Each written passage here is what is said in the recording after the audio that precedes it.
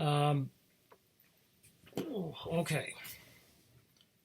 Today is something of a twofer. I still haven't gotten to storage to get some books out, which I will be doing.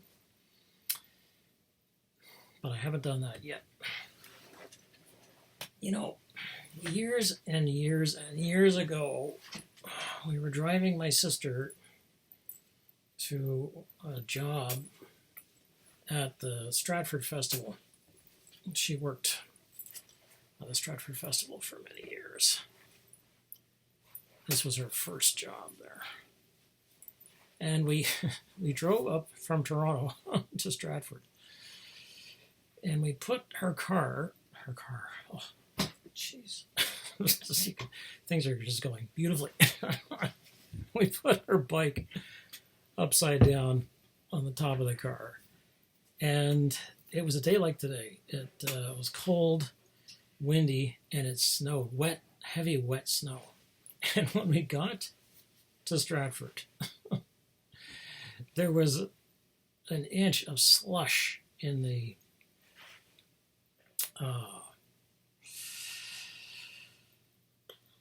tire guards. What do you call those? Mud guards. They don't call them mud guards. Mud flaps. Mud. Jesus. Oh, yeah. Okay. Today it's Dune, the book by Frank Herbert. And, well, I am going to talk a little bit about the book. I'm going to make a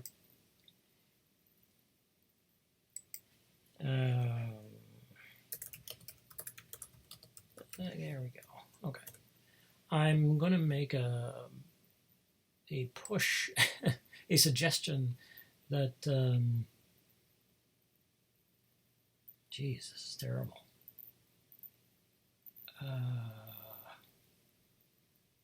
What the hell? Okay. Oh, this is a bloody web. You know, can you just, you know, okay. There we go. That's it. Okay. How long does it really take? I mean, that must have taken seconds. Okay. I'm trying to remember. Fender, that's what you call it. It's interesting, eh? Because there's really no, like, fender against what? Like, it fends off. It makes sense if they called it a fend off, but they don't. They call it a fender, like a defender. I wonder what the origin of that was. You know, where did fender come from? I'm tempted to look it up.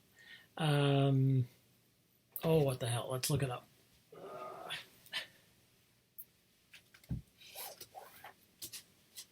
Let me put in a plug for... this is a nice dictionary. I have had it for a year now. And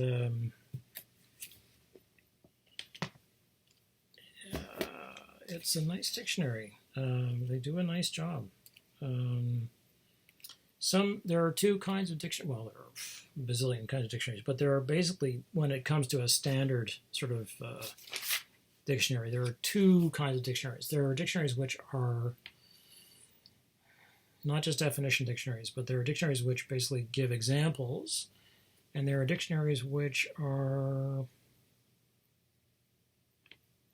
I have to remember what the other kind is. One thing, Brett's okay. Fender. A guard over each wheel, of a motor vehicle, for example, that is shaped and positioned so as to block the splashing of mud or water. Yeah, I know what it is. And I want to know the etymology of it. Okay, so much for that. Way to go, American. Like, there are 3 more definitions. Like, that does not help me. Okay, now I'll look up my favorites. This time I'll get the A to O, A to G. And let's get a bit more slang out here. Oops. There are probably, I don't know. There are a number of slang dictionaries. This is one called American slang, which is really my interest. I'm not particularly interested in British slang. It's a whole other world. A lot of British slang is actually in the Oxford, the OED, the Oxford English Dictionary, which is the complete. What you want is the complete. Fender bender. Not very helpful. I found that to be not very helpful. Okay, now we're back to the Dictionary of American Slang. The very fine. This is probably not going to help me either. We really need some etymology. I know you're saying, why don't you just look it up on the web, Tim? It's because when you look up something on the web, you don't actually learn anything. All you do is go to somebody else's site. You get the one piece of information you're looking for, and then you don't know anything else. But this way, for instance, I just learned that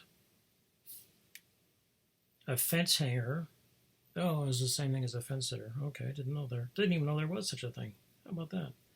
I mean, fence sitter, of course. Okay, fender they do not have. I'll try one more. This is the big guns. And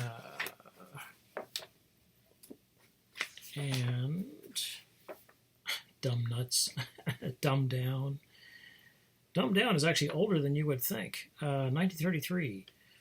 I can cheer to usage. There's a usage dictionary and there's a not a definition dictionary. Usage dictionary and something else. Usage gives you an idea of how to use the thing. So, like if you weren't, like if you're not a colloquial speaker, how would you use da-da-da? Because sometimes people come up with words you're like, well, we don't actually say that, No, don't use that. So, dumb down for 1933. H.T. Webster, so somebody named Webster, not the dictionary. I can cheer too for the Hollywood gag men in conference on a comedy that has been revealed as too subtle when they determine they must dumb it down. That's interesting, eh? So it's nearly 100 years old. Wow. Okay. Dumb smack is pretty good. That's adult. A dumb sock is also adult.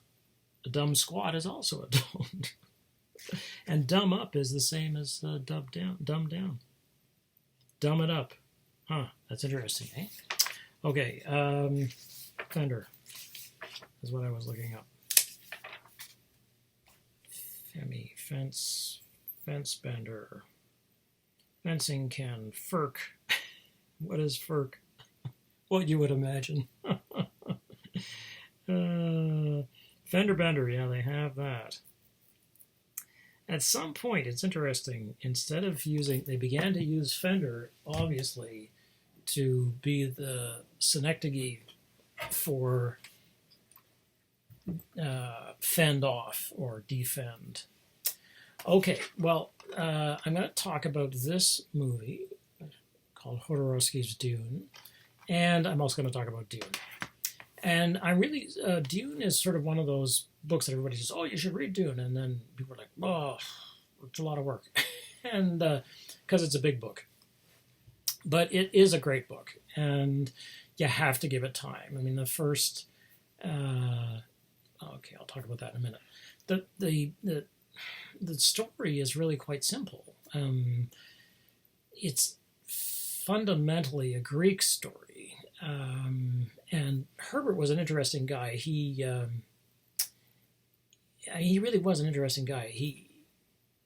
He was a journalist, amongst other things, and then he began writing. He got interested in making the deserts bloom. In the 60s, the Thinking in the Green movement, which had a lot of different, very different aims than it does now, was to make the deserts bloom, basically. And that had to some extent been made to happen by the Israelis when the creation of Israel occurred. I just want to sort of stay away from getting into a fight about exactly what happened and who, what. Let's not talk about that for the moment. I mean, that's heartache, and on any given day, talking about the Middle East is heartache, so let's not talk about it.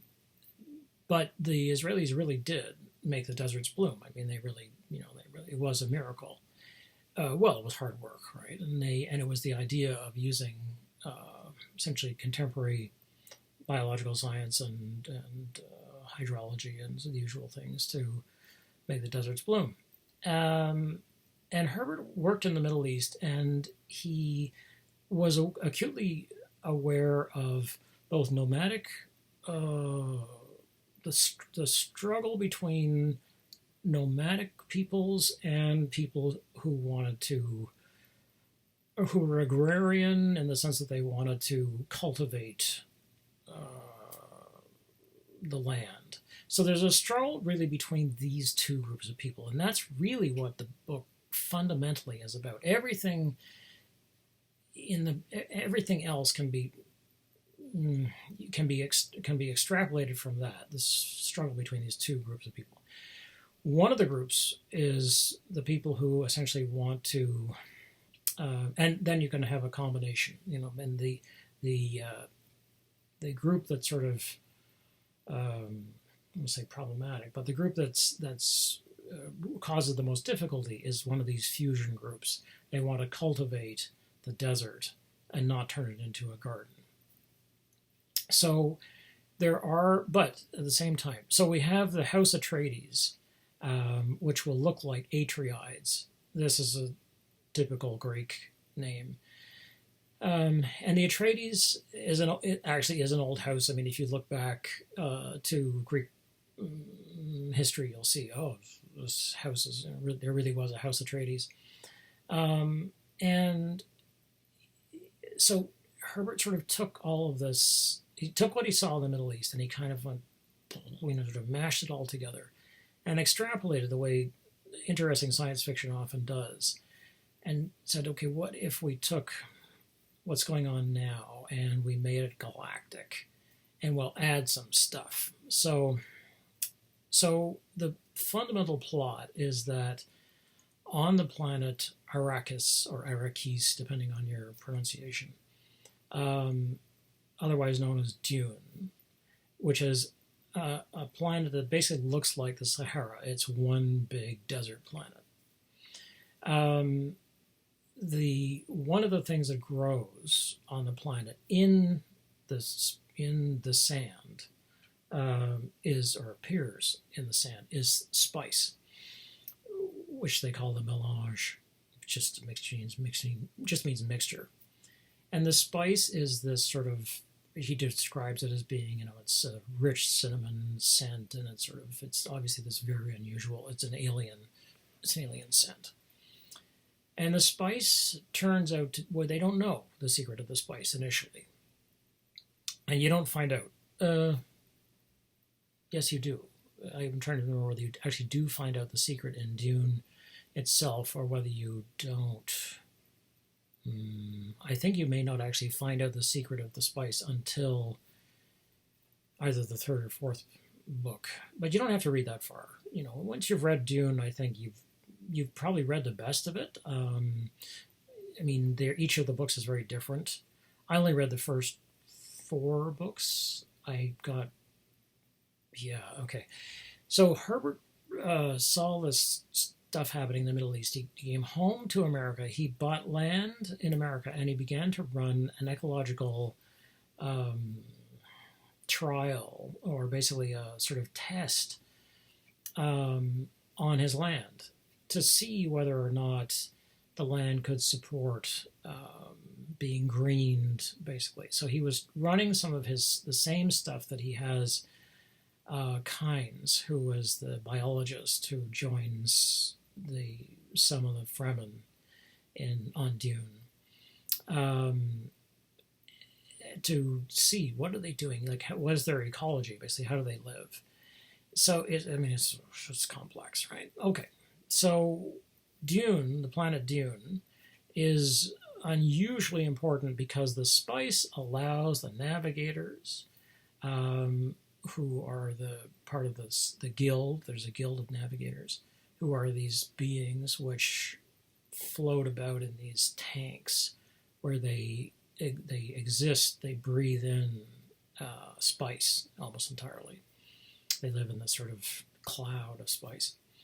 And the navigators are able to bend space so that they can cross space. So this is how Herbert gets around the whole problem of faster than light, FTL as it's called, faster than light travel in science fiction. You would think it'd be something else, but it's not. It's FTL, faster than light. Or beyond c, right? So remember, lowercase c is the speed of light. 186,000 miles per second, I can't remember, which is the speed of light.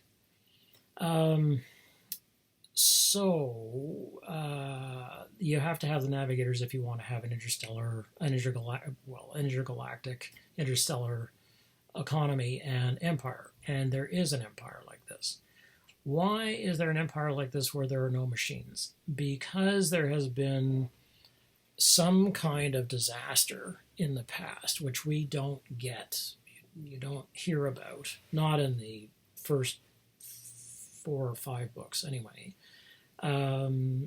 Where there has been machines have become too intelligent, and there's been some kind of machine revolution. And after the near extinction of the human race, humans come back and they pass laws forbidding intelligent machines, which means that you can't have computers.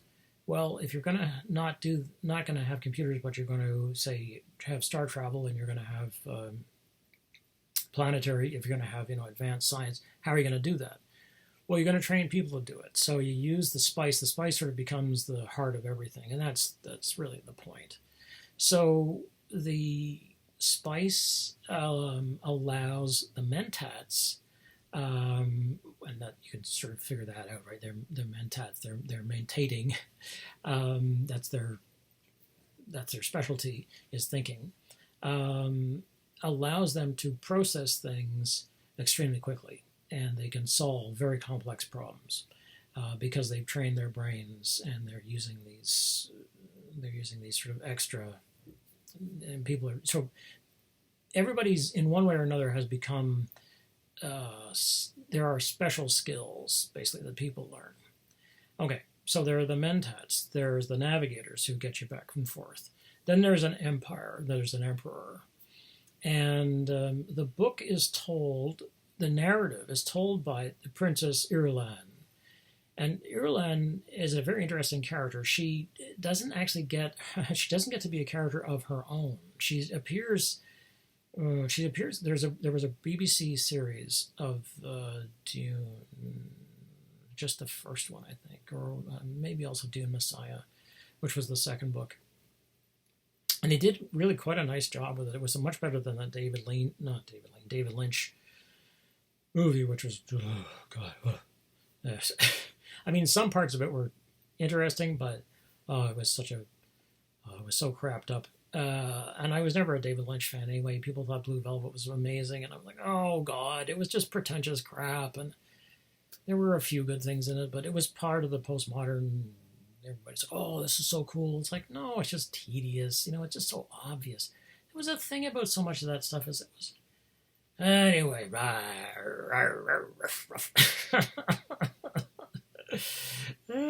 Jesus, yeah. Everything's always so new. People are so desperate to, they have a new thought. It's like, oh, this is a new thought. It's like, maybe it is and maybe it isn't. I don't know. Let's think about it. But what do you want? You want us to oh, you had a new thought. Oh, you want us to applaud? Why don't you just do the thinking, and we'll just figure it out whether it's useful to us. Just do it. Just do the work. Just instead of trying to be a star. Anyway. David Lynch. So, yeah, I was never fond of David Lynch. Despite that, I wound up seeing a couple of the movies. You wind up, you sort of wind up in these things anyway. You're like, oh, and you come out and you're like, oh, my eyes are bleeding. And I can't get the time back. Okay. When I was 20, my concern was that how much it cost me in money. After I saw Titanic, there was a seismic shift because I paid $1 to see Titanic. When we first came to London, the theaters downtown were having a terrible time staying open because everybody had just moved off to Masonville. They were like, "Oh, that's it. We're never coming back downtown again." So the center of London just like, bleh, just, it imploded. And there were a couple of malls still down here. They didn't last long.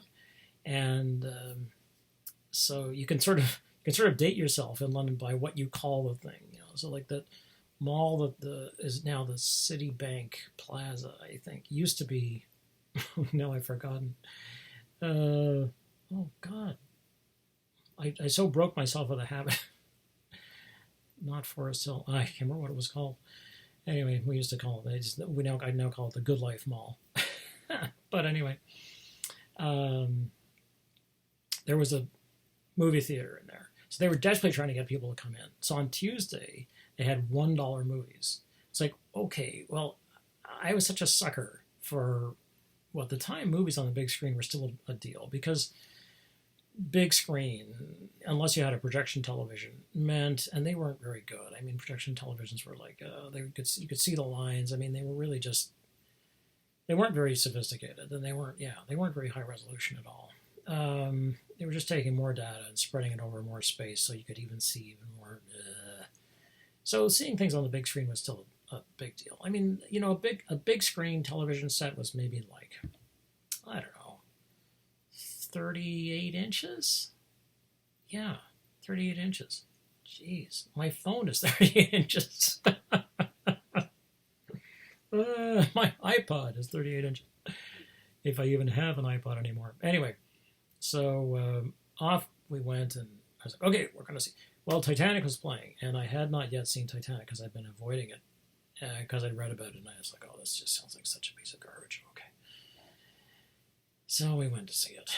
And I came crawling out of the theater in agony because it was such a stupid movie. I do apologize for those of you who love Titanic. But it was just so bad, and it was so badly written, and there was Kate Winslet, I'm being dragged off in chains. I'm like, oh, please, come on.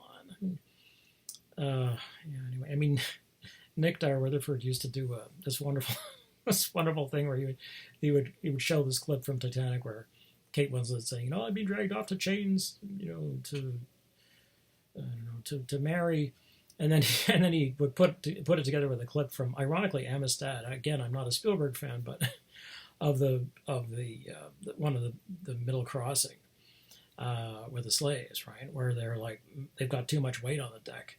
And they just throw one of the slaves overboard, and then everybody else goes because they're all chained up to them. It's like, okay, yeah, that's being dragged off in chains. It's like, yeah, there's what happens to white women, and then there's what happens to any black person who's on the deck of who's supercargo. That is, they're literally over the cargo, and they're not in the hold. Although the people in the hold didn't do much better, and off they go. That's it. Well, okay, so that got a bit grim. Anyway, the main thing was Titanic. This is such a stupid movie. Okay, that's it.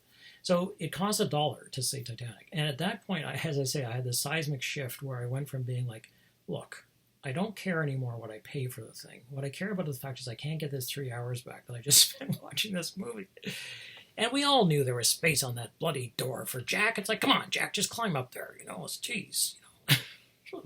Then she gives up the heart of the ocean. Bloop. I'm like, oh, I was so touched. Oh, jeez. Anyway, how the hell did I get into that? Going to see movies. Yeah, that's right. Getting the movies back. Yeah, okay. So David Lynch. Seeing a David Lynch movie was like, oh, it was a major eyeballs bleed, and it took your time. Anyway, so we've got the Navigators, the Mentats. Then there is a race, or you don't actually know who they are. Are they human? You're not even sure anymore. They're not sure. On B'nai Tleilax, I'm not sure. I'm pretty sure that's not how you say that. I expect that what Herbert was doing there was using, it's probably Tleilach, is my guess. It probably is on one of these Frank Herbert sites, because that X suggests to me that it's like the Hua in Aztec, or one of the pre-Columbian Mayan Aztec languages. That's my guess. Like Mehuacan and Ixtlan and that kind of thing. So I suspect that that's what that is. So it's probably Bene Teilach. Don't know. And it's out here somewhere. And they make machines, and the machines are frightening people because there are rumors that the machines take you over. So at one point, a bunch of the Duke's men get blinded, and he says, "I will buy eyes for everybody," and they will buy eyes from Bene Teilach, and the men are worried because they think the eyes possess them. It's a really spooky idea, and there's a lot of creepy stuff in the Dune books. I mean, like, the ideas are, they're spooky. They're really smart and they're spooky.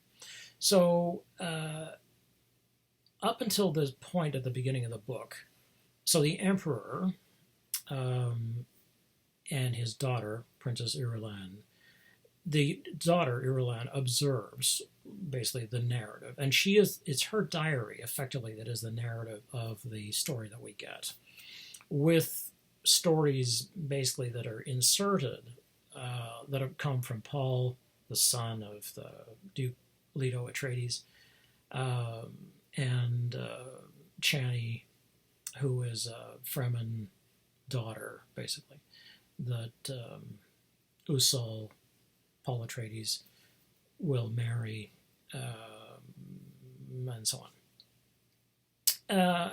So their Harkonnens have owned or have been given possession of Dune up until now. So they have controlled the spice trade. And whoever controls this, they say, whoever controls the spice controls the universe, basically. And they certainly control the economy. That's the feeling. Except the Emperor owns it all, so he controls everything. And this is also, interestingly enough, apparently still very much a patriarchal system, although Herbert suggests maybe not so much. Then there's the sisterhood, the Bene Gesserit sisterhood. And Jessica, who is Leto's, not his wife, his concubine, so his love interest, but not his official wife. Where is she? She actually is raised up to be. That's right. She is raised up to be his wife. Has been trained by the Bene Gesserit, so she knows the Bene Gesserit ways.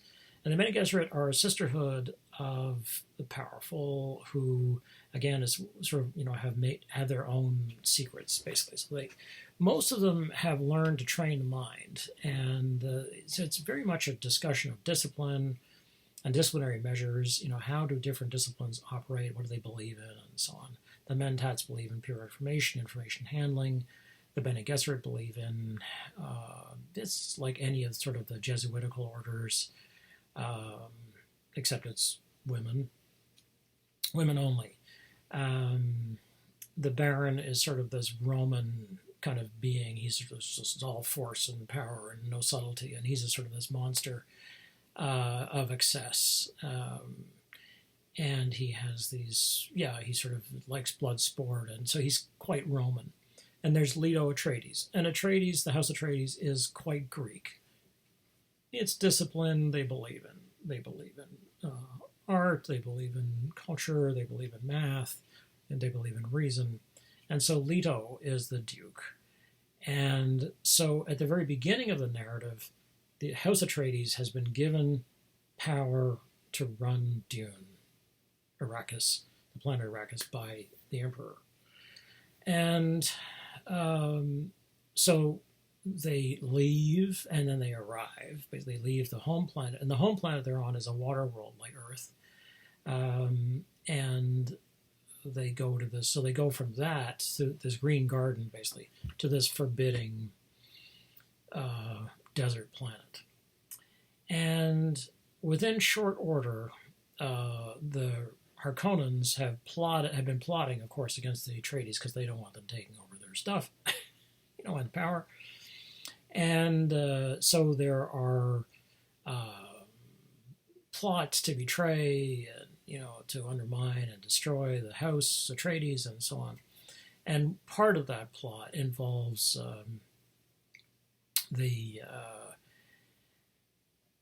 the attempt to destroy or to kill Jessica and Paul is the son, right? This the only son of the only offspring at all of Jessica and Leto.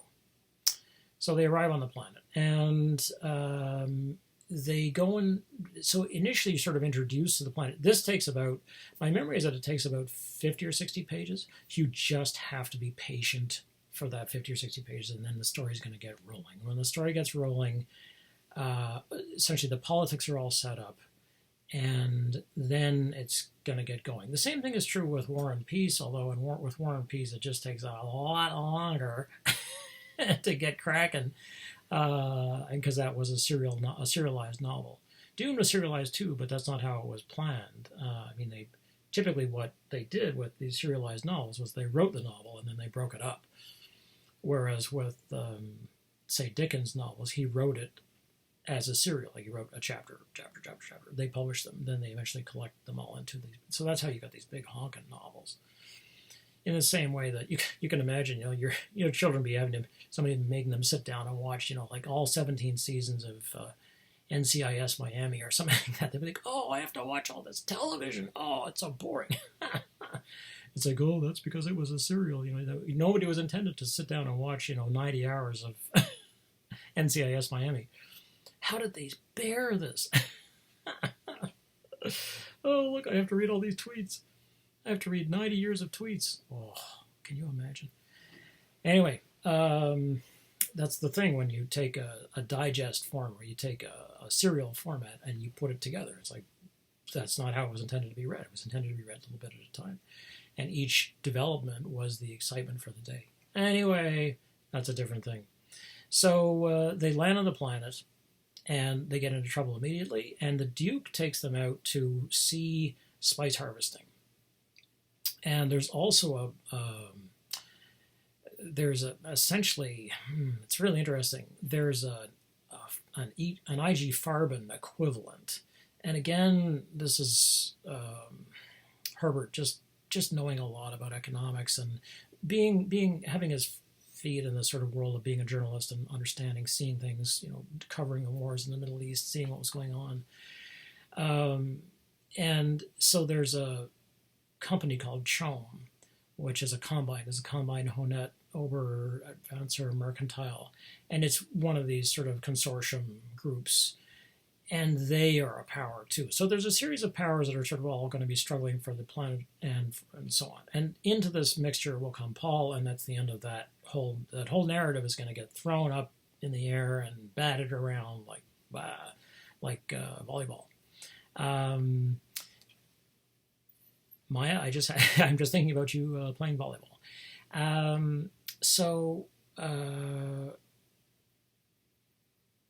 they go out to see the spice mining, and they're big tractors. It's an amazing. The whole idea was that one of the reasons that we asked people to read Dune is that it is probably one of the most astonishing early world building attempts or successes, really, where Herbert took a world that didn't exist at all and made it real and gave it the background. And the background is so deep that the last 80 pages, my memory is of the book, are appendices that actually talk about the ecology of the projects and how they would run. And they're supposed to be Kyne's notebooks because he's the biologist who's come out, ecologist, hydrologist, who's come out to look at the planet and see how the people are operating. And the indigenous population, there are so many parts to this book. The indigenous population are the Fremen. Sometimes called the Freemen, it depends on people's pronunciation, but it's spelled Fremen. So just one E, not two.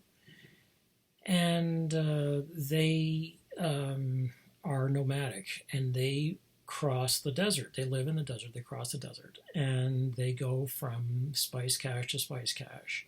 And they used to harvest the spice, but now the spice is being harvested, and they have to have basically this indigenous help or guidance, intelligence wisdom to be able to harvest the spice at all. So the spice harvesting operation involves these big tankers, which are on treads because they have to cross the desert. And they get to a patch of spice, and they don't know why these patches of spice occur, but they do. And you will find out later, and I don't want to spoil that surprise. And they basically put down these big vacuum cleaners, and they start vacuuming up the spice and the sand, and then they start filtering it. And then come the worms, as the Fremen call them, the makers. And you'll see why. These makers are some of the most famous images from Dune. I'm not sure if I have any here. There actually aren't any. There was a famous painting for the cover of Analog, and it shows, at the time Analog was published in a octavo, right? So it was would have been basically 8x10 format, and it shows one of these massive worms, and one of these little harvesters, little tiny people, so you can see the scale of the thing. And the whole ecology is so astonishing, because he just played with these apparently very simple ideas, and they begin to layer them over each other so that it starts to get more and more complex, and you're like, wow, this is really something else. This is like, what, this actually looks like it could function, and of course it does. So the worms respond to regular beats on the sand. They listen. They don't really have eyes, but they listen, and then they come, and they basically swim in the sand. They come churning along under the surface, and you can see what they call worm signs. So from up above, you can look down and see, oh, there's a trail. Worm is coming, and so, well, who's up above? Well, they have these ornithopters, right, which are basically, it's very smart, which are 3-disc helicopters, sort of. And again, Herbert took the technology that was being used in Vietnam, and he was like, what if you use this instead to harvest? What if you used helicopters for growing, or for agrarian means?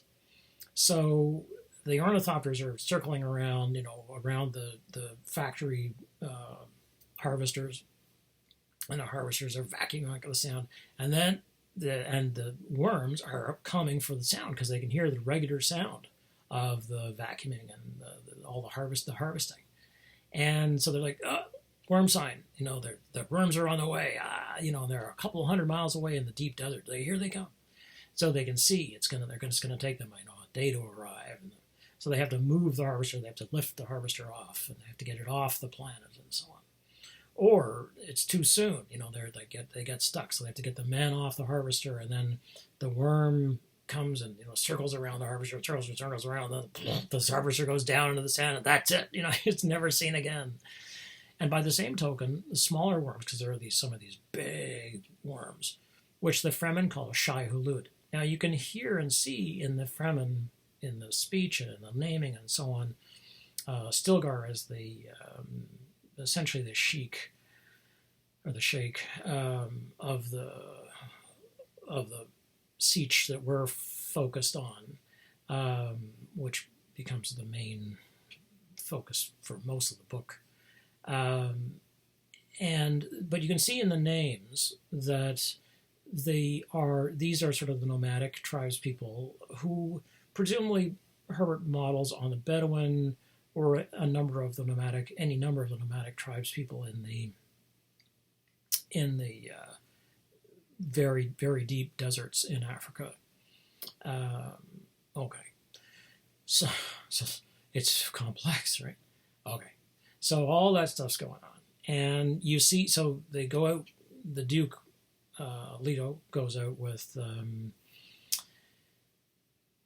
And it's very interesting, like at one point when they call it, at one point one of them, there are a number of other very important characters. Gurney Halleck is important. Duncan Idaho is incredibly important. But at one point the Duke arrives and calls out to them, good fortune to us all, Well, that's a Greek battle battle salutation, I guess is the, it's like and it's literally good fortune to us all. I mean, it's like, like, but it's yeah. So like this that part of history, this part of history. So you have these really old civilizations which are all getting crashing together, over the planet, and the spice and so on, and what the spice means, and whether the spice is to be used for meditation, or is it to be used for advancement, is it to be used for economics.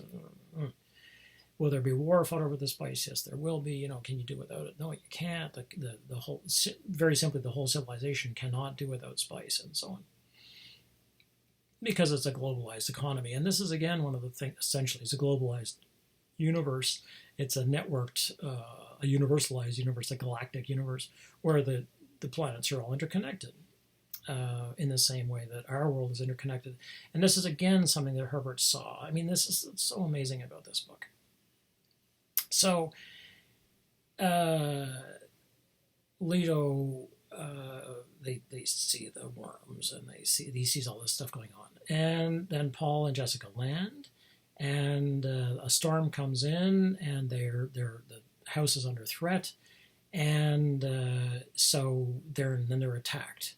And so Jessica and Paul are put in an ornithopter, and they escape, and the ornithopter crashes somewhere in the desert. And Paul has been shown how to use the still suits. So they use these, and this, again, very smart. And again, what Herbert did was he looked at the way that people survived in the desert, and the way you survive in the desert is you wear a lot of clothing. So you're super fucking hot, but your clothing keeps and traps the water. So, some of the oldest clothing in the desert is cotton clothing, right? You're wearing stuff that's going to keep you hot, and is not going to wick away the moisture, but is going to keep the moisture on you. Right? You want to stay wet. You want to stay. That's the only way you can stay cool. You're going to drink water. You're going to sweat the water. You're going to absorb the water again. You're going to sweat the water out again. You're going to use the water. So he's like, well, what about if we had these still suits? So the still suits are like this. They're one layer, and they have a series of tubes and so on. And they basically repossess the body's water, and they purify it. So you can drink from any of the catchment tubes, like there are catchment tubes in your breast pocket and on your arm, and it's very clever. And all of the water is reclaimed. All the fluids are reclaimed. No fluid. And so there's this wonderful scene at the beginning where Leto is having a big party, a banquet to welcome everybody, and because the Atreides have now taken over the planet, and so on. And of course, Leto is supposed to be a fair man. He's a good man, and he is, as far as we know, a fair and decent man and a good man. He's a white hat, basically. And they have open jugs of water, and everybody is shocked because they're like, "Wow, look at the wealth, to have open water like that, because it just evaporates, right?" And the same thing is still true in the Middle East, where a sign of wealth is to have, say, an open fountain. Although, as I understand it, starting in a long time ago now, I remember this from the 70s, where they had open fountains of oil, where they had oil reflecting pools. So they'd have a reflecting pool, except it wouldn't be water; it'd be oil. It's very dramatic. But you can see where Herbert was looking at oil, and he was thinking, what if this was something else? What if instead of putting this in your cars and going around the planet, you put this in your spacecraft and you could go around the galaxy? What would that look like? So the oil wealth of the oil barons and the OPEC countries becomes the spice wealth, basically, of the empire. And he who controls the spice controls the universe, basically. Okay, so Paul and Jessica go land, they crash, they wake up, and they've been sabotaged because somebody wants to kill them. Harkonnens presumably want to kill them. And so they put on the still suits, and Paul knows how to wear them, even though he's never been on Arrakis. So how does this happen? He's just naturally good at this stuff. And they begin to walk across the desert. And the thing about walking across the desert, apart from these massive worms that there are, is there are smaller worms too. So you can't just walk across the desert. You have to walk on the right side of the dune as opposed to the wrong side. You have to know what slip face of the dune is. So one face, always slides. It's sort of like the wind has been blowing on that side, and so the sand is very powdery, and there's other kinds of sand which is hard packed and you can walk on, and there's drum sand. It's really clever, where if you step on it, it starts beating, and if you set that off, the worms are on the way. So they're like, oh, here come the worms. It's like, no. And then you have to get to a piece of rock. You have to get somewhere where the worms can't get, where they can't get around you, because they'll just circle around you if they don't just sort of take you down. So Paul and Jessica start walking across the desert. And Jessica is a Bene Gesserit trained abbess, but she has broken away from that to have a child, which is forbidden. And she's got this training, and Leto is a white hat, and together they have Paul. Well, Paul's a special guy. He's the emperor of everything, as Norman Spinrad would call it. Norman Spinrad is a famous science fiction writer from around the same time. And he writes this excellent essay called "The Emperor of Everything," where he talks about it's just like the Luke Skywalker character. It's like there's invariably some boy who gets to be the emperor of everything, or some girl. It's like whatever, it's still some power fantasy, and we love that story. You can see why. Yeah, I mean, it means we're so great, we're wonderful. We're the best. Yay, we won. Yeah, terrific. So they start to cross the desert, and he's doing his best. I mean, they're smart, and he is able to outwit they get trapped on some rocks by some worms. And then but the freemen are also used to calling worms because they live in the desert, but they also travel by worm. So this is a very, very clever idea. So worms, as you know, are basically a series of segments. I won't get too gross about this, but they're just a series of segments, rings, right? They're annular.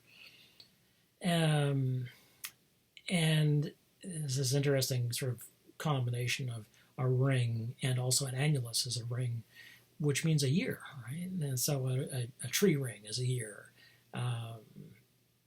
because it's another layer of bark and so on. And when you look at counting tree rings, you're really counting years, but you're carrying, another layer of bark been added to them. Okay, so the worms have the same thing. So they have lumpers, or thumpers, I guess they're called. They bury they stick them in the sand, and then they turn them on, and they run, and they start thumping rhythmically, and the worms come. And as the worms come, the Fremen all line up with their hooks, and they put their hooks into the worm's skin, and they pull this thick, tough hide that these worms have back.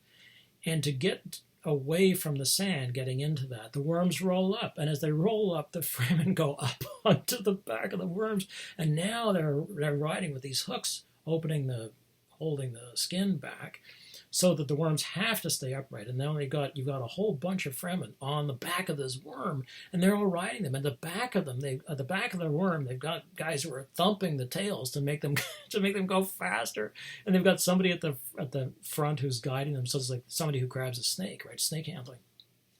What an imagination! It's just such an amazing amount of amazingness in one place. Oh wow! Okay, so that's all the stuff that happened. But then comes the story, right? So Paul and Jessica are eventually found by Stilgar's people, and they're taken in, and there's a sort of Lawrence of Arabia sort of thing where basically Paul is not native to the planet, but he behaves like a native, and they don't understand how he knows things. They also don't know who Jessica is. They don't know her power. They sort of have heard about this, but they haven't met one of her. They call them Bene Gesserit witches because they just don't. They're like And Paul meets Chani, who is I think she's Stilgar's daughter, and they name him. Well, they don't name him yet, but he's so they're suspicious, but they're also interested by this guy. So they slowly take him in, and then he basically demonstrates his power in the course of his heroism, but also his power. And they begin to realize that this guy's a leader. And as he starts to become a leader, and then at one point he has to, in a very important moment, he cries. And they can't believe he gives water to the dead because he's weeping for a dead man. And they are struck by how astonishing that is and how unusual this young man is. And so Paul Atreides becomes Paul Muad'Dib, or Usul. He's given, in other words, he's given a local name, an Aboriginal name. And he treats the Fremen with respect. They treat him with respect, and so on. And he and Chani have, they have children. They have twins, and these twins are going to be incredibly important for the second and third and fourth and fifth books. Meanwhile, all this stuff is being observed right by the Emperor and the Baron who's trying to win, and you have what happens to Leto. Leto almost immediately. My memory is that Leto is almost immediately killed. He's really not really a particularly important character. I mean, his job is sort of to be wiped out in many ways because Paul has to take over. And so there's this. The core of the story is Paul's experiences on the planet Arrakis Dune, and as he begins to unite the Fremen, the tribes together, and as he begins to understand the ecology of the planet from their point of view, not from a conqueror's point of view, not from a colonist's point, not from a colonialist point of view. And so again, that's just right in the middle of the 60s, right? Right when Said was getting his stuff together, and Frantz Fanon had written The Wretched of the Earth, Black Skin, White Masks. So at the moment of where the West was beginning to look at its journey essentially in colonialism and say, we have been wrong, Herbert was like, we gotta do better. You know, we have to listen to the locals. In fact, we have to back off entirely. And so there's this discussion of post-colonialism or of colonialism, basically, where Herbert says colonialism will not work. And in fact, the people who are native to the region know more than you ever thought they could possibly know. They're not the dumb savages, quote unquote, that you thought they were. Oh, no, not at all. Not at all. They're very sophisticated. So Paul has to learn this. And once he's learned that, of course, then he can take on the Baron, which is in some ways the least of our concerns, because at that point you've started to watch what's happening on the planet. So that's this amazing book. Now, okay, I thought I was going to not get this. I thought I was going to get a lot further than that, but apparently I didn't. So I will talk about this, Jodorowsky's Dune, which is a documentary, which was for a while on Netflix, and then they took it off, unfortunately. However, I will read you this, which is one of the most famous things from Dune, which, so I had read Dune, we all read Dune in the early 70s, although it was really, at that point it was already a massive success. And one of the things the Bene Gesserit are sort of good about is they are, like the Jesuits and like many religious orders, they are focused on how we live. Basically, what is it? What is the quality of your life? What is it to live well? What is it to live properly? How do you govern the self, and so on. And this is true for all the different forces in the novel. Leto, who has this Greek approach, the Baron, who has this, for want of a better word, I'll call it Roman approach, in the sense that it's all sort of about the appetites, and he's the sort of as I say, he's this huge, massively fat man who has to stay up with anti-gravity belts. Like that's how he's able to actually sort of just fly because he wears anti-gravity belts. So they're all sort of they all have answers to basically how do you live. So the Bene Gesserit have what they call the Litany Against Fear. And you may have been given this at some point or another. I remember in the late 70s passing it on to one of my doctors and saying, we were talking about anxiety at one point, and I said, hey, it's like the Litany Against Fear. And he's like, the what now? And I'm like, haven't you read Dune? He's like, do who? Like, oh my God. It's like, okay, first of all, I'll bring you a copy of Dune. And second, the Litany Against Fear. So I went away and wrote it down. And this is the Litany Against Fear. So a litany is it's a series of words usually that you would say as a prayer, sort of. But it usually it becomes something you just sort of say automatically. So people who would say pray when they're very frightened, and they might pray the Lord's Prayer, that kind of thing. It becomes a litany. But you'll often hear, usually it's words that are spoken in a rote sort of way, R-O-T-E, that is, they're spoken in an unthinking sort of way, just automatically. So this is sort of like when you get frightened, this is what they've trained their daughters, the daughters of the Bene Gesserit, to say, or to themselves.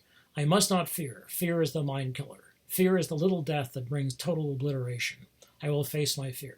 I will permit it to pass over me and through me. And when it has gone, I will turn the inner eye to see its path. Where the fear has gone, there will be nothing. Only I will remain.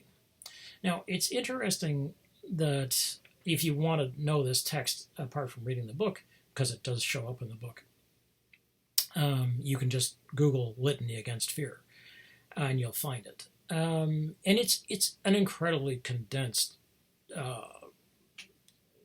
formulation about sort of how to deal with fear. However, it's interesting that what in the late 70s I thought was perfect, I now look at it and I think, no, I disagree with a lot of the major. I guess I disagree with the major approach, right? Because the first thing is I must not fear. Okay, so let's look at the rest of it. Right? Fear is the mind killer, absolutely, completely. Fear is a mind killer, and pain is a mind killer. Chronic pain, acute chronic pain. Not the kind of pain that just is nagging. It's like that just kind of grinds you down a little bit. We're talking about the kind of pain that stops your clock, right? So fear is the mind killer, pain is the mind killer. Fear is the little death. Okay, that's fair enough. That brings total obliteration because the self no longer exists. When you're really afraid, when you're having, say, very bad panic attacks, there is no self. There is just this terrible fear. There is just the panic. I will face my fear. Yes. Okay. Yeah, we have to do that. I will permit it to pass over me and through me. Yeah, absolutely. Be transparent to the fear, and be not just transparent to the fear, but be permeable to the fear. Let the fear blow through you as if you are not a solid object. And when it has gone past, I will turn the inner eye to see its path. I don't bother with that. I'm like, yeah, no, I'm just focusing on being an empty thing. I'm just going to be a mesh and let the air blow through me. Let the fear blow through me. Where the fear is gone, there will be nothing. Only I will remain. Okay, fair enough. That fear, like any other state, is a passing thing. Fear is a passing thing. Love is a passing thing. Hate is a passing thing. Anger, sadness. All these things will pass. Sure they will if you give them enough time. But the first thing is wrong. I must not fear. It's like, we are going to fear. The thing is not to not fear. It's not to be afraid of it. And not to try not to have it is the worst mistake I can possibly think of. Not having fear, you might as well say, don't breathe. We're going to be afraid.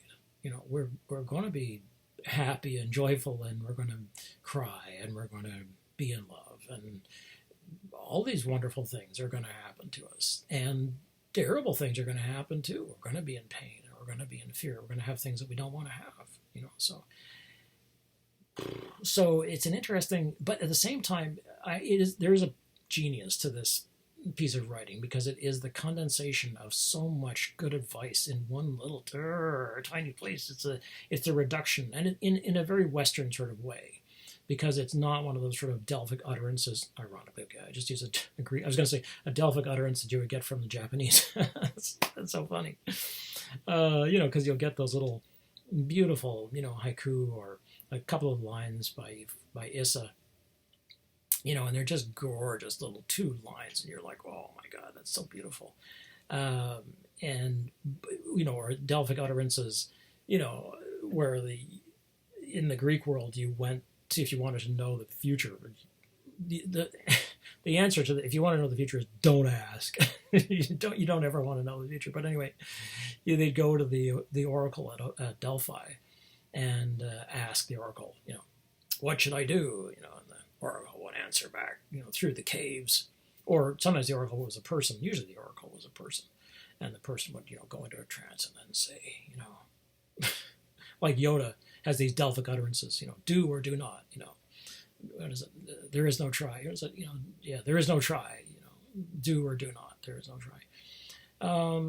And that's the same kind of thing. I mean, these are, and there's nothing really wrong with it, in the sense that the fact that George Lucas sat there and sort of, compressed all this information to these little tiny packages, which become Yoda-isms. It's like, yeah, that's fine. Although, again, I disagree. Do or do not, there is no try. There's lots of try. Try. Of course there's try. Jesus Christ. Maybe that's why he hated writing so much, because he was making himself like he had to succeed. God, If only he hadn't tried with American Graffiti, or more American Graffiti. Like, what was that about? Oh, making money. That's what it was about. Okay. Sideline. Anyway, I must not fear. Okay, well, no. Fear is the mind killer? Yes. I'll permit it to pass over me and through me? Yeah. Good advice. Yeah. Should you read Dune? Good advice. Should you give it time at the beginning? Good idea. Try. There is also do and not do.